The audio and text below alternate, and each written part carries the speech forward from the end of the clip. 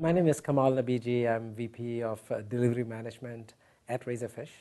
Razorfish is a company within the Publicis family of companies. We are a digital agency serving global 1,000 customers. I think change is probably the only constant I get to deal with on a regular basis. We have to mobilize a team of people, generally in some cases global team of people, from within Razorfish and our client teams. So we have to assemble the team together, be able to get into a concept phase where some ideas are kicked around, if you will, validated with users testing. And then once we nail down one or two unique concepts that are going to be defining elements of that website, if you will, then we get it to essentially flesh them out into gory detail through our foundation design phase. We try to be very loose with respect to our processes and the tools we use. We tend to be, not have a whole lot of structure simply because, it keeps changing pretty much on a regular basis for each one of our client situations. So tools, when we do utilize collaboration tools, we want to find tools that are lightweight in nature and that are not intrusive in nature, and that they kind of work in the background and just help the team kind of ideate and come up with cool stuff at the end of the day. This is during kind of the initial concepting and foundation design phase. Once we get into the actual implementation and build phase of the project, at that point we do want the structure and do want to have some rigor around what gets done, how is it reviewed and approved and moved from one stage to the other. So we kind of need a little bit of both, if you will, and therefore some flexibility with respect to our process as well as tools is really extremely desirable.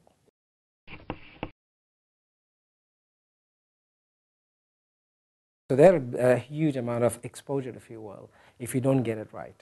So we do have to have rigor around building the features, building our backlog of features, making sure that backlog has got all the necessary elements for each one of the stories, rather.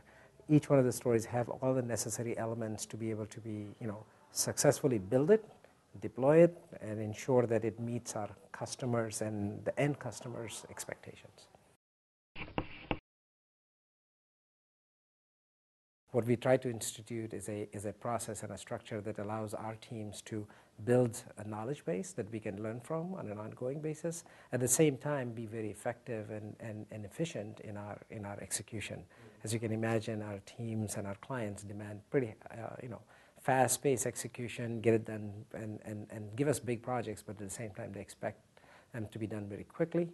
And in some cases, there's a fair amount of exposure if you don't get it right. So JIRA Studio fits very nicely within our culture, that it allows us to essentially tap a set of pretty complex set of tools and make them available to our big teams, if you will, and our clients in a very rapid manner with very little, if none, zero IT support from our internal teams.